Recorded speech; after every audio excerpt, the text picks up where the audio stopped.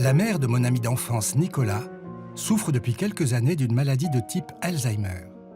Elle vivait en Alsace, dans la maison où il avait grandi, quand l'évolution de la maladie et le fait qu'il habite Paris ont conduit à son placement dans l'EHPAD du village. Il est fils unique et lui rendait visite toutes les semaines, mais au moment du premier confinement sanitaire, il l'a retirée de la maison de retraite et s'est installé avec elle, pour 2 mois et demi, dans le pavillon de son enfance. Ces 2 mois et demi ont été pour Nicolas une expérience forte. La coexistence avec une femme avec qui il pensait la communication difficile a été un moment agréable pour les deux. Elle le confondait parfois avec son mari défunt ou avec son frère aîné. Il fallait souvent lui répéter que l'on ne pouvait pas sortir car il y avait une épidémie. Mais d'être continuellement avec elle lui a permis de retrouver une mère qu'il croyait avoir perdue et de deviner que tout n'avait pas disparu en elle, au contraire. Il m'a raconté son histoire et j'ai eu le désir d'aller à la rencontre de ces personnes que l'on dit malades et de ceux qui les entourent, dans les paysages de France et de Suisse. Je voulais comprendre si, à travers la diversité des situations et des stades de la dégénérescence, quelque chose demeurait qui permette de croire qu'il y a toujours une vie intérieure et peut-être une vie spirituelle dont on pourrait témoigner.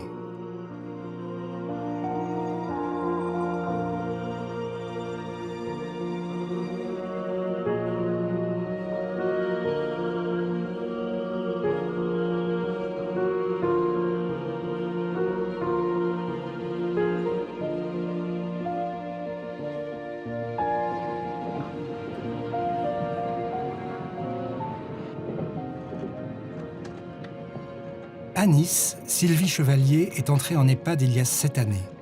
Ses troubles avaient commencé il y a 14 ans. Je t'ai emmené de quoi boire. Je l'ai fait à base de jus de Ça a commencé par des absences et j'ai un souvenir assez frappant. En 2007, mon père a été hospitalisé suite à un AVC et nous avions un rendez-vous donc pour aller le voir. Le lendemain, j'appelle ma mère pour confirmer le rendez-vous, pour lui dire qu'il fallait y aller, que je venais la chercher d'ici une demi-heure. Et une absence. Elle ne s'en rappelait plus.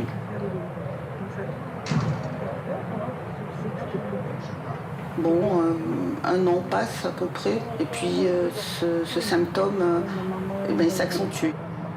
Elle a subi des tests, et 1 semaine après, on nous annonce la sentence, je dirais sentence, comme quoi elle était atteinte de la maladie d'Alzheimer.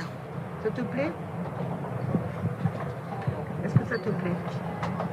Quand elle a appris le jour où le médecin lui a annoncé donc, les résultats de cette maladie, sur le moment elle s'est mise à pleurer. Donc il y avait une certaine conscience quand même, parce qu'Alzheimer ça voulait dire quelque chose. Mais évidemment 5 minutes après elle s'en souvenait plus. Jamais on n'aurait pu imaginer que ça allait prendre de telles proportions. C'est un cheminement qu'on apprend donc à intégrer dans sa vie.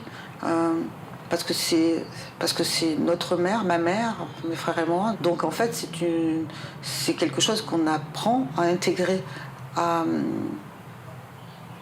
accepter, je sais pas, mais à intégrer en tout cas. Ça reste ma mère charnellement. En fait, quand je suis avec elle, il y a ce lien filial qui est là, qui est présent, bien sûr. Dans son regard, par exemple, je vois ma mère.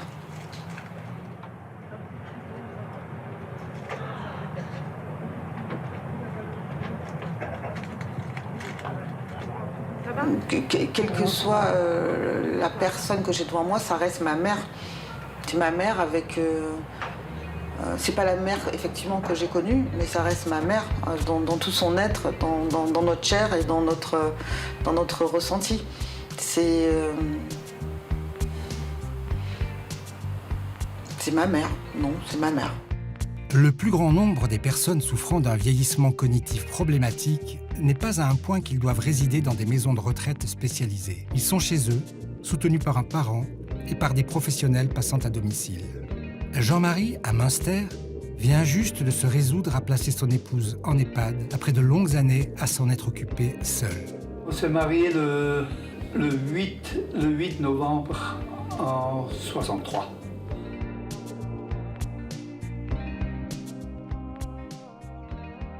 Les premiers signes, elle faisait beaucoup de crochets. Elle faisait des canevas, crochets. La plupart du temps, elle faisait du crochet. Et d'un coup, un jour, sur un crochet, elle n'arrivait plus à avancer. Elle arrivait sur un certain point et c'était terminé. Elle ne pouvait plus avancer. Et puis, après, elle a fait un malaise cardiaque et de là, la maladie est vraiment sortie.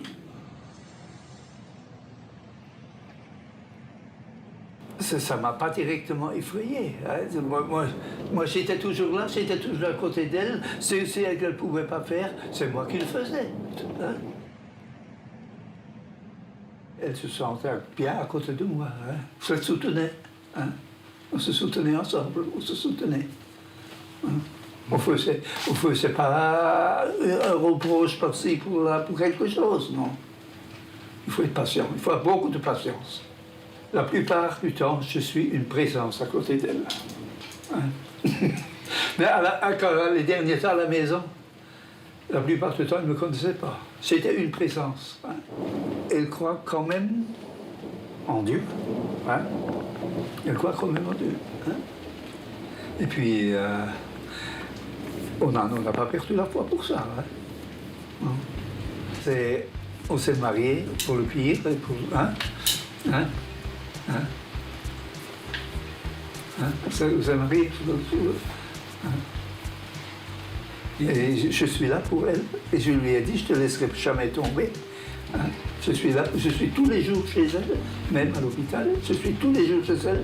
Tous les après-midi, je suis à côté d'elle.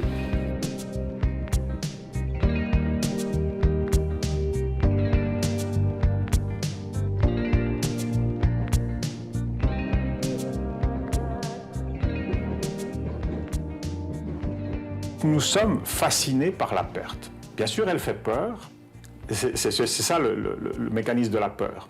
On voit quelque chose à quoi nous tenons qui disparaît. Et on se dit, si j'avais plus ça, ça serait terrible. C'est le mécanisme de notre réaction face à tous les handicaps, d'ailleurs. Hein. Alors oui, elle fait peur, cette maladie. Elle fait encore peur parce qu'on n'a pas de traitement efficace. Et parce que c'est une maladie qui est d'une part constamment déclinante, sur la pente déclinante, qui aboutit à la grande dépendance, parfois à des troubles comportementaux qui sont difficiles à gérer, notamment en famille. Et aussi, une des raisons pour lesquelles elle fait peur, c'est qu'elle dure longtemps. Une pathologie dégénérative, il y en a d'autres qui évoluent sur 1 an ou 2, c'est des maladies dramatiques qui aboutissent à la mort, mais 1 an ou 2 pour un entourage familial, c'est pas la même chose que 10 ans ou 15 ans. C'est une maladie qui fait fuir. Et combien de personnes qui disent, même des personnes proches, la génération de leurs grands-parents, quand ces personnes sont touchées par la maladie d'Alzheimer, de dire « Ah, j'espace beaucoup mes visites parce que de toute façon, elles se rendent compte de rien. Elle ne me reconnaît pas. Et deuxièmement, j'aimerais maintenir une image positive de ce qu'elle a été. » Et ça, justement, c'est-à-dire, on s'accroche plus à l'idée qu'il y a un état antérieur qui aurait disparu. Donc les personnes à l'extérieur ne peuvent pas considérer en général que la personne touchée par ces phénomènes-là est une personne dans une continuité. Bien sûr, où il y a rupture qui demande réadaptation, et de la personne elle-même, et de la personne proche, la personne qui rend visite. Il y a plus de fantasmes et de peurs que l'expérience qui peut vraiment changer le regard, qui peut changer les attitudes et qui peuvent aussi diminuer tout simplement la peur pour l'autre, mais surtout la peur pour soi-même. Quand on croise de ces malades-là, on se projette, c'est inévitable. Par contre, c'est pas raisonnable de le faire, effectivement, parce qu'il n'y a pas une maladie d'Alzheimer, il y a des maladies d'Alzheimer. C'est pas forcément catastrophique, mais vu de l'extérieur, ça fait forcément, on a tendance à se projeter. Pour certaines personnes vivant chez elles, les accueils de jour sont une bonne solution pour le répit des aidants et le maintien d'un lien relationnel. Ainsi, à l'accueil de jour Jeanne Garnier, dans le 15e arrondissement de Paris, des personnes souffrant de troubles neurodégénératifs se retrouvent-elles 2 fois par semaine. J'ai remarqué une chose, c'est que quand on a un petit problème ou un souci, quand on se parle à haute voix seul, ça aide le cerveau à comprendre ce qu'on veut dire et à résoudre le problème. Ça, je m'en suis aperçue plus d'une fois. Je suis d'accord, tout à fait. Je ne sais pas pourquoi le fait de dire à haute voix permet de comprendre mieux que quand on l'a dans le cerveau. Je me parle. Oui, c'est vrai. Tu as fait une bêtise. C'est vrai. Et c'est pas très malin ce que tu as fait. Ah, mais t'as encore oublié de faire ça. Voilà. Je me parle, oui. Peut-être que vous parlez gentiment. Moi, je dois dire que j'ai comme règlement, j'ai conclu que quand les gens se parlent comme ça intérieurement à eux-mêmes, habituellement, ils ne sont pas très aimables avec eux. Moi, je me traite plutôt de connasse, d'imbécile, de feignasse, je ne me traite pas, je ne me dis pas c'est Ségolène, tu es génial, ce que tu as fait est merveilleux. Ça permet de prendre plus de recul. Oui. C'est très difficile d'arriver à ce qui nous gêne, d'arriver à l'exprimer complètement. C'est très difficile. Si quand on a réussi, si vous êtes en période de spleen, on n'y arrive pas. Et quand on n'est pas en plein spleen, on arrive effectivement. Quand on est en plein spleen, on est découragé, on se trouve très très moche. D'abord, et puis autour de soi, ce qu'on croyait très très bien, ben on le croit finalement peut-être pas aussi bien qu'on l'aurait souhaité, ou qu'on l'aurait voulu, ou qu'on l'a cru. J'ai beaucoup de mal à trouver des synonymes. Je trouve que des à peu près qui traduisent jamais mon réel sentiment de détresse ou de noir.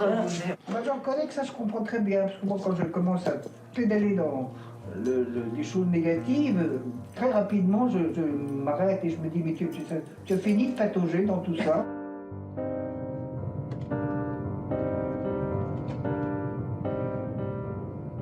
La tendance lourde de l'approche du vieillissement cognitif problématique est depuis 40 ans d'être centrée sur le biomédical dans la recherche effrénée de médicaments.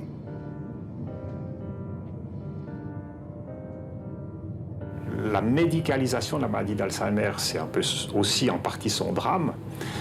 Si on trouve un remède et une explication causale, ça va être sa chance. Mais jusqu'à maintenant, c'est en partie son drame parce qu'en médecine, on est formaté pour comptabiliser les pertes.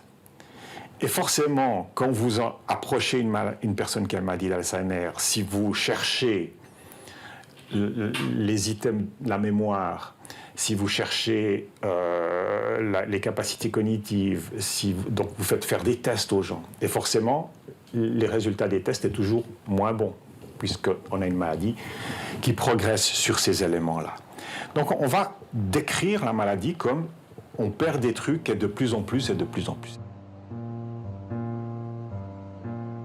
À Genève, Anne-Claude Juirat et son mari Martin van der Linden, prématurément disparu, sont les pionniers d'une approche alternative et positive de ce qu'ils considèrent moins comme une maladie que comme une évolution naturelle de la vie humaine. Plus j'avance dans ma carrière, et c'est ce que je dis à mes étudiants aussi, dans ma pratique de neuropsychologie, moins je fais passer de tests et plus je discute avec les gens. Je dirais que je passe de plus en plus de temps à entendre le parcours de vie des gens, à entendre ce que les gens font encore au quotidien. Une chose que j'aime beaucoup faire aussi et que le cabinet libéral me permet de faire, c'est de me rendre au domicile des gens aussi. Donc on voit comment les gens se débrouillent chez eux et c'est des choses qu'on ne voit pas du tout dans un examen neuropsychologique où les gens viennent en ayant peur, en étant contraints à interagir avec du matériel qui a un côté quand même assez scolaire par moment. Et du coup, c'est vraiment d'essayer de mettre en avant les capacités préservées des personnes aussi. Ça, mon mari a vraiment été un pionnier mondial là-dedans, de montrer qu'il y avait des capacités préservées chez les personnes qu'on étiquetait de malades d'Alzheimer, et notamment sur le plan de la mémoire. Après, il ne s'agit pas de se dire qu'on est dans un monde de bisounours et puis que tout va bien, puis que c'est juste un vieillissement qui se passe un peu moins bien que les autres. Ça, c'est clair qu'il y a des vieillissements qui se passent particulièrement mal. Moi, j'ai certaines des personnes que j'accompagne ici qui ne reconnaissent plus leur conjoint. Donc, vous voyez, la souffrance pour le conjoint. Enfin, il y a des situations qui sont extrêmement difficiles. Maintenant, ce qui me paraît important, c'est à la fois d'avoir quand même cette capacité de voir le positif, de voir ce qui est préservé, mais aussi d'avoir les mesures d'accompagnement qu'il faut à côté. Donc, je pense qu'il faut déjà reconnaître les capacités des personnes. Il faut connaître ces différents systèmes de mémoire pour tabler sur les systèmes de mémoire préservés. Je me souviens avoir été mise en contact dans le cadre d'un projet intergénérationnel entre des enfants d'une école du quartier et des résidents d'un EHPAD, avec une dame qui était assise dans un coin, qui ne parlait pas, parce qu'elle avait un problème d'aphasie, et pour laquelle la première séance avait été extrêmement difficile. Et en fait, cette dame, je l'ai appris après coup, était une femme qui avait été dans les équipes découvreuses de l'ADN, qui était en compétition dans la découverte de l'ADN. Et cette dame, on a réussi à la mettre en avant dans des projets scientifiques avec les enfants où il fallait qu'elle désigne des choses. Elle n'avait pas besoin de le dire, mais elle s'est retrouvée avec des capacités incroyables dans ce contexte-là. D'où la nécessité de savoir cette histoire de vie. On peut tabler sur ces capacités d'apprentissage préservées pour redonner des compétences aux gens, pour permettre à quelqu'un qui était passionné de pétanque de refaire le trajet depuis chez lui au club de pétanque, d'apprendre le nom des petits-enfants, de faire fonctionner un micro-ondes pour se faire un repas. C'est des choses qu'on peut faire. Et là, il y a vraiment toute une sphère de travail et de compétences des neuropsychologues qui est extrêmement importante.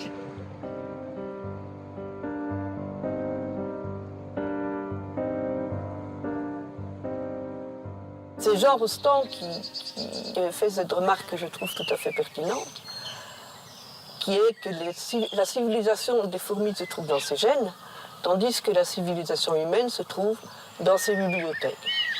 Et c'est là où c'est une maladie qui fait extrêmement peur.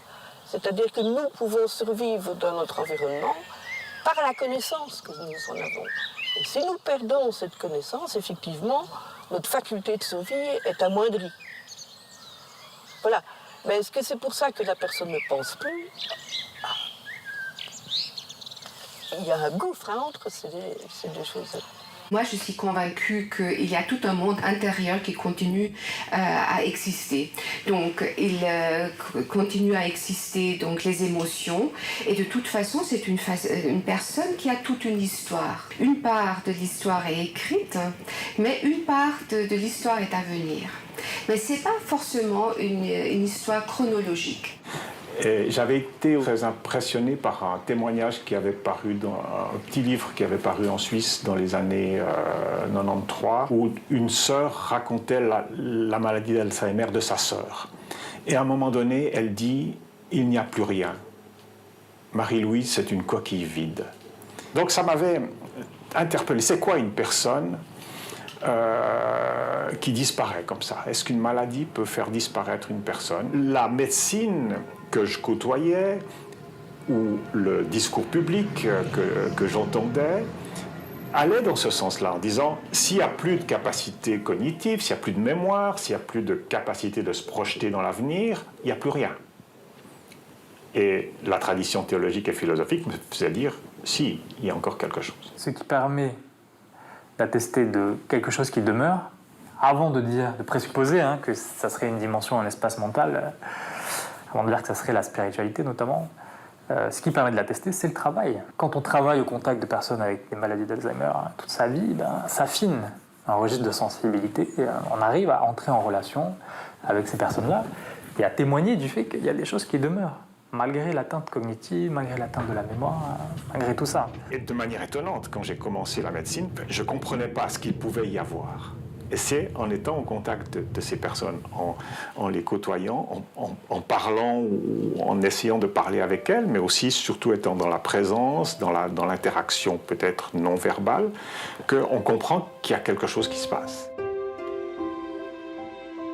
À Célestat, Talita Coleman associe à sa recherche universitaire un accompagnement spirituel des résidents.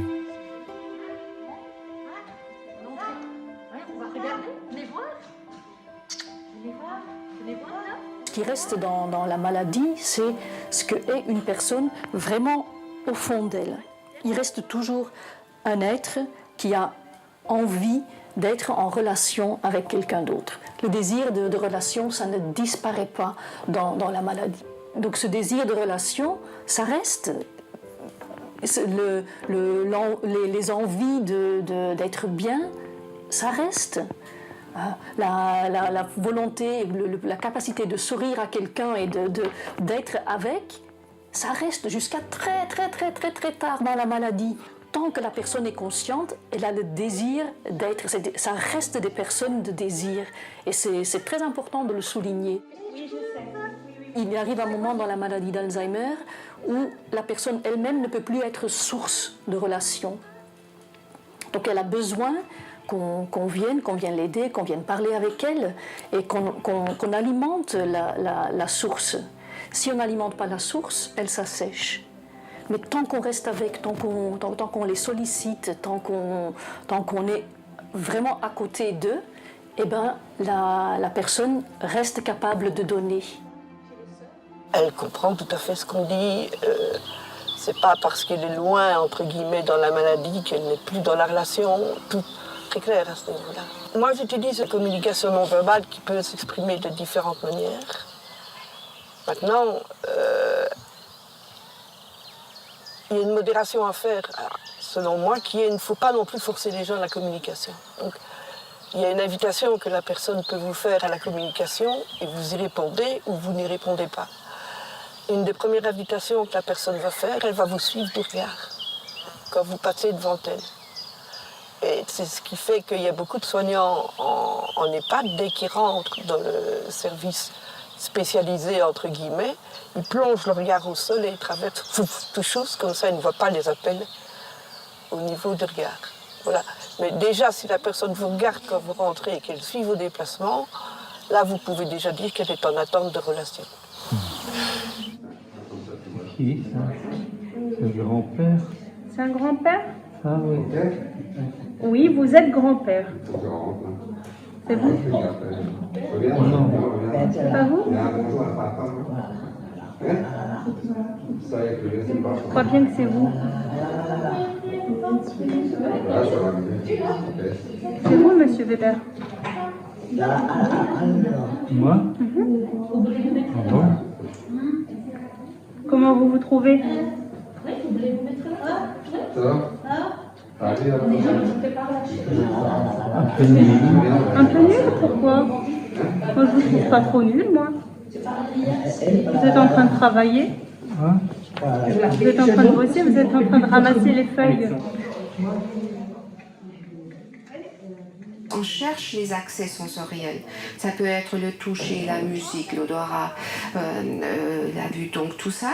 C'est-à-dire pour chercher d'avoir accès à l'être de la personne au-delà de ces difficultés de comportement qui semblent totalement étranges. Elles n'ont absolument pas perdu leur qualité émotionnelle ou affective. Et ça, il est clair que dans la dégénérescence des neurones cérébraux, dans l'Alzheimer, c'est uniquement le côté cognitif, le côté mémoire qui est atteint et rationnel, mais pas le côté émotionnel, qui suit d'ailleurs des schémas neurologiques différents. La communication, c'est un peu du verbe et beaucoup d'autres choses. Hein. Et du coup, la personne, elle communique tellement d'autres choses. Hein. Et je dirais que même dans un cadre habituel, eh bien, parfois la personne si la personne est en capacité de parler dans un entretien psychologique, parfois son non-verbal va être bien plus parlant que tout ce qu'elle va dire verbalement. Donc vous voyez, je dirais que c'est un tout. Si on connaît la personne, on va pouvoir dire « j'ai l'impression que vous êtes triste ». Quand je vous vois, je sens que vous êtes triste. Est-ce que j'ai raison? Est-ce que vous êtes triste? Voilà. Peut-être que la personne va pouvoir me dire oui. Ou peut-être que dans son regard, il va y avoir quelque chose comme ça. De quoi souffrirait la personne Alzheimer? Est-ce qu'elle souffre d'oublier? Assez peu. Ça peut arriver, mais assez peu. Est-ce qu'elle souffre de ses pertes, de ses capacités cognitives? Moi, je dirais assez peu. De quoi souffre-t-elle? Elle souffre du regard des autres. On est à table, il y a un repas de famille, on est 30 personnes, je me réjouis, il y a tout le monde. Je ne reconnais pas tout le monde, mais il y a tout le monde. Mes enfants, mes petits-enfants. Et puis, je suis dans mon coin, les gens parlent et les gens ne me parlent pas. Alors ça fait souffrir. Il y a des outils simples d'utilisation qui permettent aux soignants d'être formés pour faire de l'accompagnement et pas du soin. D'autant plus qu'il ne peut pas soigner la maladie d'Alzheimer. C'est une maladie qui ne se soigne pas. Donc s'il reste vraiment en tant que soignant face à ce genre de maladie, il est dans l'échec, puisqu'il ne peut pas soigner la personne. Donc là aussi, il y a quelque chose qui doit radicalement changer, qui est, on arrête de dire qu'il faut soigner ces gens. Il faut en prendre soin, suivant la qualité de l'accompagnement de la personne. La maladie va aller plus ou moins vite et va s'aggraver plus ou moins vite. Donc l'accompagnement prend tout son sens pour le coup. Une manifestation d'affection, normalement, un soignant n'est pas censé donner d'affection. C'est pas professionnel, hein. Elles apprennent ça. Les infirmières, les aides-soignantes. Dans cette maladie, c'est non seulement autorisé, mais c'est même recommandé. Et d'ailleurs, ces personnes, ces professionnels, même le médecin, sentent que c'est une bonne chose de se risquer à donner de l'affection à un patient Alzheimer qui le réclame la bouche ouverte. J'ai soif de votre affection, j'ai soif de votre reconnaissance. On ne peut pas bien prendre soin de quelqu'un si on n'a pas envers lui, à un moment donné, des mouvements affectifs qui ont à voir avec l'amour, d'une certaine manière. Sinon, ça ne marche pas, c'est pas possible. C'est la relation qui soigne. Et le problème, c'est que quand on dit que c'est la relation qui soigne, on pense que on peut distinguer ce qui relèverait du registre technique, et on pourrait dire scientifique, de ce qui relèverait du registre relationnel, affectif, voire amoureux, hein, pour reprendre ce terme-là, qu'on pourrait les distinguer, d'une certaine manière. Que le relationnel ne relèverait pas de la technique et de la science, et que la technique et la science ne relèveraient pas vraiment du relationnel. Bon, je pense que dans le cadre de la clinique de la maladie d'Alzheimer ou des soins palliatifs, ce qu'on montre, c'est que c'est faux. Et aimer et entrer en relation, c'est pas quelque chose de naturel, c'est pas quelque chose d'intuitif, c'est quelque chose qui se travaille. Quand on parle de la qualité de la présence, par exemple, c'est quelque chose qui se travaille, la qualité de la présence, quelque chose qui s'affine avec le temps. J'ai vu que beaucoup d'idées reçues sur la démence, elles ne se vérifiaient pas. Dans la relation, on trouve une personne qui reste jusqu'au bout, mais qui a besoin, bien sûr, d'aide et que l'occasion lui soit donnée pour qu'elle puisse se relier, disons, à elle-même. C'est vrai que la démence, le trouble cognitif avance, les capacités diminuent jusqu'à un degré presque total. Mais au niveau profond de ce qui est la spiritualité, la dignité, il y a plein de signes qui nous disent, qui nous montrent que cet aspect-là, cette dimension, elle est là, elle est vivante. C'est peut-être complètement bidon. Peut-être que tout ça n'existe absolument pas. Il n'y a peut-être rien. Et peut-être qu'au-delà, il n'y a peut-être rien. Mais ça, il y a très très peu de temps que je me dis, il n'y a peut-être pas d'au-delà. Il y a peut-être... quand je fermerai les yeux, ça sera... Ségolène aura disparu de l'univers, sans complexe. Ou au contraire, il y a une vie après. Et là, je m'en pose la question, effectivement. Je cherche la force. Appelez-la Dieu, Allah, je ne sais pas. Et je suis depuis ce qu'on appelle à la religion catholique la première communion, je cherche. Alors je fais des petits pas, il y a des jours où ça va... Ah oui. Là, je commence à comprendre, à me connaître. Je ne me connais pas. Et puis il y a les jours où c'est complètement en dessous du niveau basique et où je me dis à quoi je sers. Je suis nulle, il n'y a rien qui est positif dans moi, tout est négatif, je ne sais pas qui je suis. Alors, moi, si vous voulez, je ne me réponds du tout, je comprends très bien ce que vous voulez dire, parce que moi, je suis un peu comme vous, mais je ne saurais pas le dire. Et je me dis, écoute, tu fais ce que tu as à faire, et tu penses à autre chose, et tu verras, ça ira mieux. Ça arrive. Et en général, je ne sais pas, 1 heure, 2 heures, on va marcher pendant une demi-heure, et ça va mieux après. Moi, vous savez, j'ai connu une dame qui accompagnait son mari Alzheimer depuis, je ne sais pas, longtemps. C'était un vrai Alzheimer, hein. C'était un diagnostic, il était jeune quand... Et puis elle m'a dit, vous savez, je ne l'aurais jamais cru, mais c'est vrai qu'au début, il était très difficile, parce qu'il a quand même il y a un deuil à traverser. Mais elle m'a dit, vous savez, je suis plus humaine maintenant. Accompagner mon mari comme ça m'a humanisée, m'a aidé à voir un monde que je ne connaissais pas. Elle me disait, je ne me changerai pas, je ne reviendrai pas en arrière. Moi, c'est difficile de savoir que ma maman ne se souvient pas où on a habité toute notre enfance. Ce sera très très dur le jour où elle ne me reconnaîtra pas. Je sais que ça viendra, il y a de grandes chances. Je sais que c'est un moment qui va être difficile, mais quand je la rejoins dans ce qu'elle est en train de vivre, elle est en train de vivre des choses de la maman quand on était petite. Et elle s'occupe des autres résidents, enfin elle en parle comme de ses enfants, et je la vois heureuse. Et je vais là-dedans, je dis, et puis oui, ils sont sortis, puis ils n'ont pas pris leur caouet, puis je ne les connais pas tous, et on dialogue là-dessus, et je la vois heureuse. Et ben moi, voilà.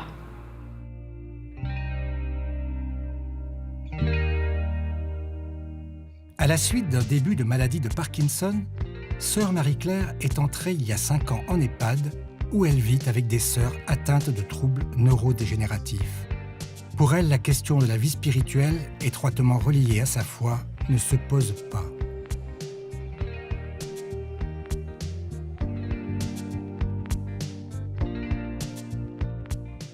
Pour moi, vous me posiez la question de savoir si Dieu pouvait nous oublier. Et moi, je dis c'est absolument impossible, parce que pour moi, Dieu nous a créés pour aller avec lui, pour vivre dans sa vie d'amour. C'est dans les Éphésiens, hein, on s'est bien montré, on a été créés pour être avec lui, donc il ne peut pas nous oublier. Quelles que soient nos difficultés, il nous a mis dans le cœur, il nous a mis en nous un cœur pour vivre et pour aimer. Donc, quelles que soient nos diminutions, ce cœur-là pour vivre et pour aimer, même si ça ne s'aperçoit pas peut-être, il est toujours profondément là. Donc Dieu ne peut pas, de toute façon, il ne peut pas nous oublier, puisqu'on est ses enfants, c'est impossible. Ça, oui. Je pense que l'important aussi, c'est toujours regarder, aimez-vous comme vous, enfin, comme, et puis, est-ce qu'on s'aime soi-même? Et il y en a beaucoup qui n'ont pas appris à s'aimer. Et c'est difficile, quand on ne s'aime pas, effectivement, d'aimer toujours les autres de la même façon. Là, quand on s'aime, ça aide. Et c'est bien l'évangile. Aimez-vous vraiment vous-même, déjà, pour pouvoir aimer les autres. Même si les autres nous trouvent différentes, même si soi-même on se dit mais j'ai tellement changé, je ne suis plus moi-même, je ne suis plus moi, eh bien au fond, à l'intérieur de nous-mêmes, il y a toujours cet être vivant, cet être prêt à palpiter, à donner, enfin, on est fondamentalement la même s'il faut apprendre à se regarder autrement avec d'autres yeux et se dire ben non, j'ai changé, je l'accepte, je consens à ça, je consens à montrer un autre visage de moi-même. On sent une profonde souffrance, hein, quelquefois, au moment où on se rend compte qu'on est en train de perdre des moyens. Les personnes se sentent vraiment très malheureuses, hein, de le faire. Mais en même temps, nous apprenons, nous en communauté, à essayer de se dire tu es toujours quelqu'un d'important à mes yeux, et donc tu es toujours importante aux yeux de Dieu, et à tes propres yeux, il faut que tu puisses, toi aussi, te regarder avec amour. Et ça, c'est le plus difficile, de se regarder soi avec amour, quand on perd ses moyens, je crois. C'est lâcher prise, comme le Christ. Et justement, on lâche prise même par rapport à son visage, par rapport à son image de soi.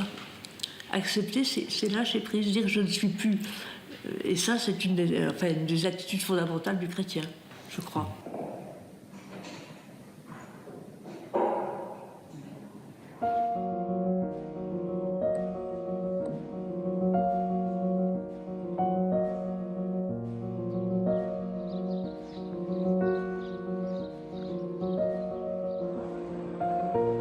Martin Serra vivait chez lui quand un accident et un diagnostic d'Alzheimer ont contraint sa fille à le faire admettre dans un EHPAD près de chez elle.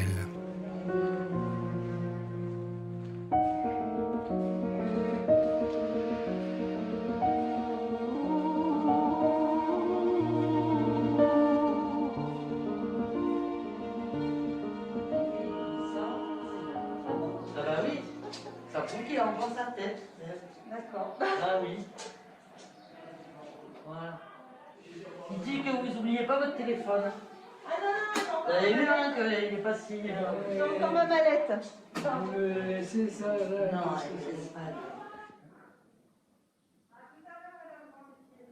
Il a des beaux ongles des mains. Ça, on s'en occupe pas, ça ne met pas. Non. On m'a dit c'est Alzheimer. En fait, il avait des troubles cognitifs. On me parlait beaucoup de troubles cognitifs et depuis pas mal de temps.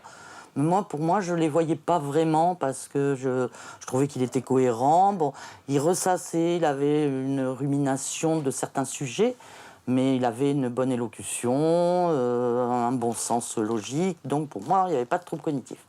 Bon, ensuite, c'est vrai qu'il a fait une chute violente et là, j'ai vu que l'élocution partait totalement. Il bredouillait, il cherchait ses mots. C'était pas vraiment un problème de mémoire, donc pour moi, c'était pas Alzheimer. Mais les médecins qui sont quand même un petit peu plus spécialistes de ces choses, de ces dégénérescences, donc diagnostic Alzheimer. Et moi, je ne lui fais pas plaisir.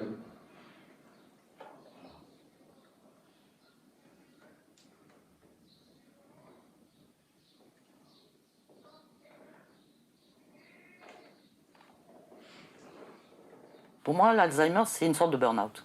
C'est une façon que le cerveau a d'un peu d'exploser. D'ailleurs, mon père, il le démontre assez bien quand quelque chose, quand il y a trop d'informations, trop de stimuli, c'est boum, ça panique, il peut pas. Il y a trop de choses. C'est vrai que pour nous, ça paraît une vie un petit peu... Enfin, même pour lui, hein, parce qu'il dit que c'est quand même une fin de vie qui paraît inutile parce qu'elle est totalement inactive d'un point de vue physique et même cérébral. C'est ça qui est gênant, mais on ne sait pas tout de l'activité cérébrale et notamment de ce qu'on pourrait nommer la spiritualité. Donc pour moi, c'est presque un processus naturel d'élimination des scories d'une vie matérielle pour se préparer à autre chose. Donc moi, je vois ça d'un bon œil. Je l'accepte, d'autant plus déjà, j'ai pas à refuser ce qui peut m'arriver à moi ou à mes enfants ou à mon papa, c'est comme ça. Mais ce qui est certain, c'est qu'il faut toujours voir l'issue positive, enfin, c'est l'espérance. Je l'ai fait pas. Et c'est assez haut les gens. On est des créatures de Dieu et on doit servir. Alors attention, servir, c'est servir et aimer. C'est finalement, je dirais, les deux commandements principaux, l'un découlant de l'autre. Et ça apporte une harmonie, un centre de gravité. On se pose beaucoup moins de questions quand on est dans cette acceptation et on perd un peu la tête, alors on est complètement désorienté. C'est une souffrance. Pour mon père, c'est une souffrance. Mais peu à peu, on accepte cette souffrance, on apprend à vivre avec cette souffrance et là, on transcende, je pense. Tu sais, c'est pour les articulations. Faites enlever, ne me donnez plus de petites boissons. Vous me donnez trop de machin, je ne sais plus où j'en sais. J'ai le suivi qui veut crever. Trop de machin, trop.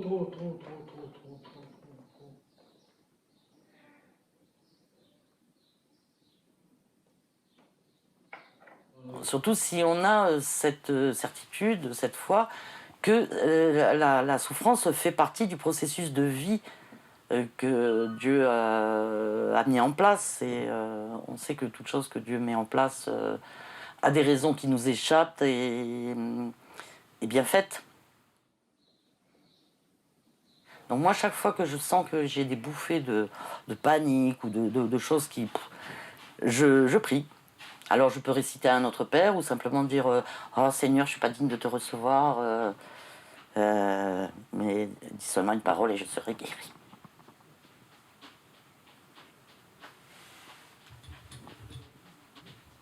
Je te suis. J'avais les serpents, pas Après, ils vous emmènent au billet pour faire je sais pas quoi, des bordels et puis voilà.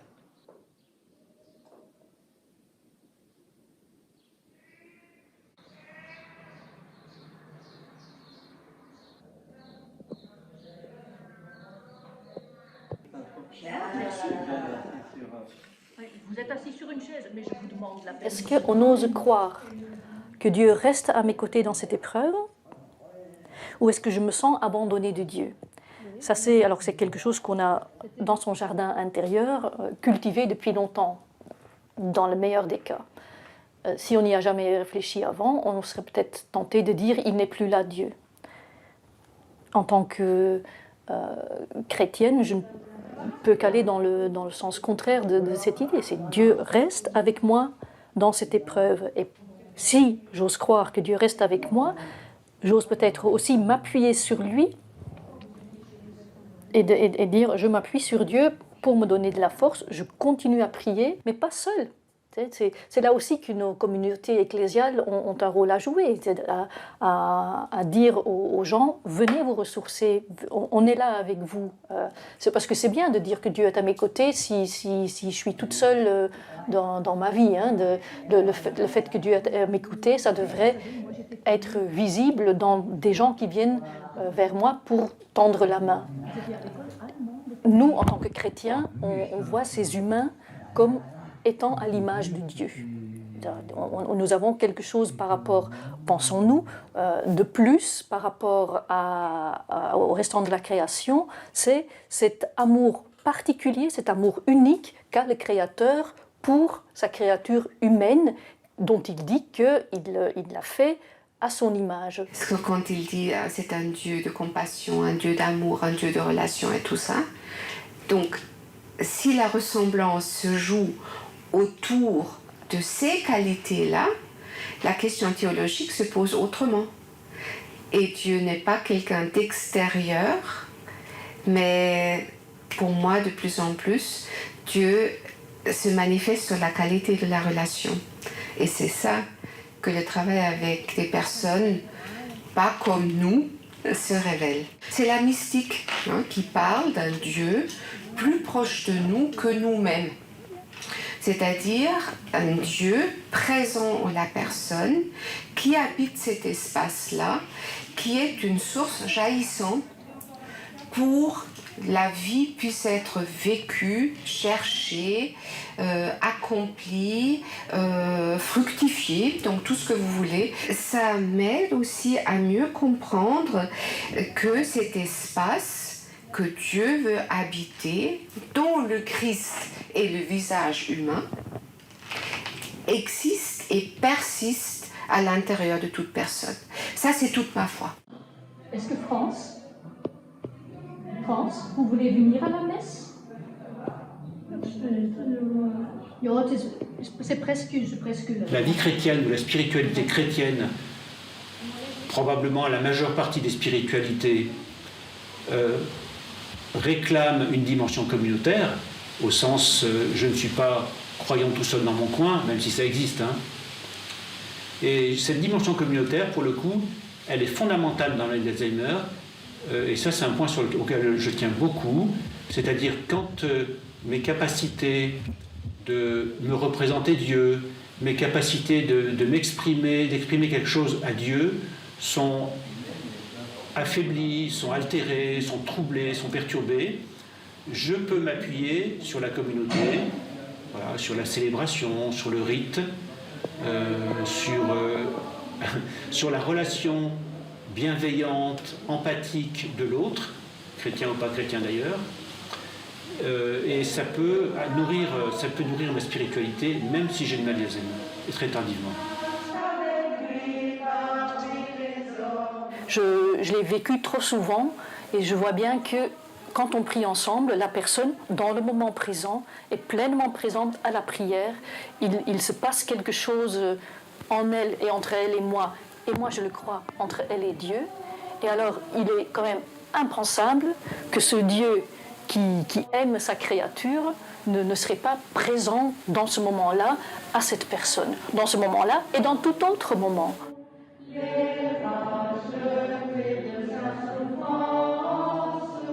La vulnérabilité est surtout l'ouverture à l'autre. C'est notre ouverture à l'autre. Dans cette ouverture, nous pouvons être blessés, mais c'est aussi celle qui nous permet d'être aimés et d'aimer. Et cette vulnérabilité-là, les transhumanistes voudraient nous en défaire. Parce que, pense-t-il, si on est plus vulnérable, on ne sera plus blessé. Mais si nous sommes plus vulnérables, on ne pourra plus aimer, on ne sera plus aimé non plus. Et ce qu'il y a de ma porte, tu es bénie entre toutes les femmes. C'est cette idée de dire, mais attendez, les sciences cognitives, la neuropsychologie, le transhumanisme, ça va pas. Tout ça ne va pas. Ça va pas, cette idée qu'on peut tout mesurer, qu'on peut tout évaluer, qu'on pourrait mettre l'âme d'une personne dans une clé USB, tous ces films de science-fiction, quand même, ça va pas. Ça marche pas. Donc ça veut dire qu'il y a quelque chose qui... Ça marche pas comme ça. Il y a quelque chose qui relève du mystère, quelque chose qui relève de la transcendance, quelque chose qui relève de l'énigme aussi, de l'énigme de la vie, jusqu'au bout, jusqu'à la mort. Il y a des choses qui demeurent de la vie affective, de la vie pulsionnelle, de la vie relationnelle.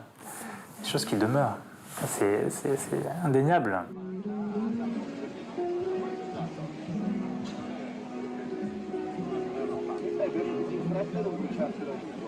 Sœur Thérèse appartient à un ordre missionnaire, les Xavières, pour qui elle avait été envoyée à travers le monde. Lors de sa dernière mission dans un village amérindien du Canada, ses troubles de mémoire se sont beaucoup prononcés et la congrégation a préféré la garder à Paris, dans une communauté du quartier de la Contrescarpe. Pour moi, ça a été quand même une coupure brutale, parce que quand je suis arrivée ici, moi je rentrais toute contente ici, et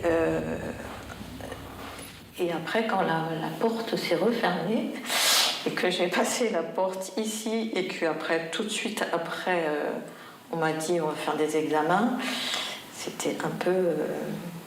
ça a été rapide, quoi. Et du coup, voilà quoi, ça s'est fait, mais c'était... Ça n'a pas ébranlé ma foi. Et presque... enfin, je sens qu'il y a aussi une sorte de présence de Dieu dans la maladie. Ma vie n'est pas finie parce que il y a ce Alzheimer qui est là, quoi. Enfin, ma vie n'est pas Alzheimer. C'est pas lui qui est ma vie, quoi. Pour le moment. Et une fois que je me suis mise en piste là où j'étais envoyée tel que c'était, je crois qu'en moi, il y a quelque chose qui s'est déployé aussi. Enfin, c'est fou de dire ça, mais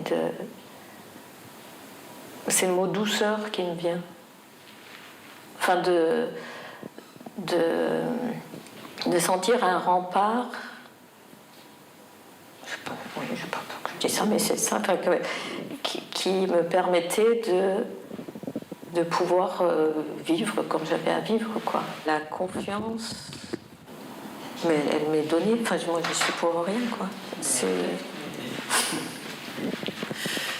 C'est vraiment étonnant. Je regarde, j'ai toujours cette image de la porte là, donc il s'est fermé là, et qu'à la place de cette porte qui se ferme, il y a aussi une autre partie de moi qui s'est ouverte, enfin qui s'ouvre d'une manière différente, quoi.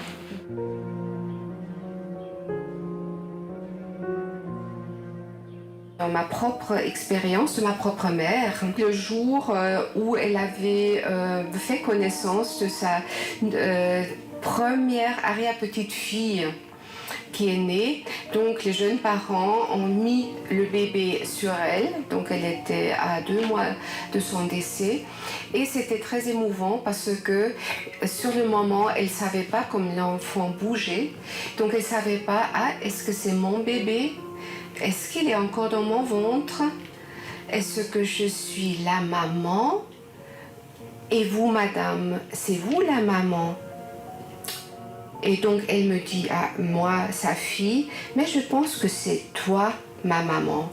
Donc il y avait un moment très émouvant où on a senti que les rôles se mélangent. Personne de nous a essayé de la réorienter pour dire mais non maman, c'est ton arrière-petite-fille. Et je me suis rendu compte que ce qui s'est passé là, c'était les rôles réels qu'elle a vécus.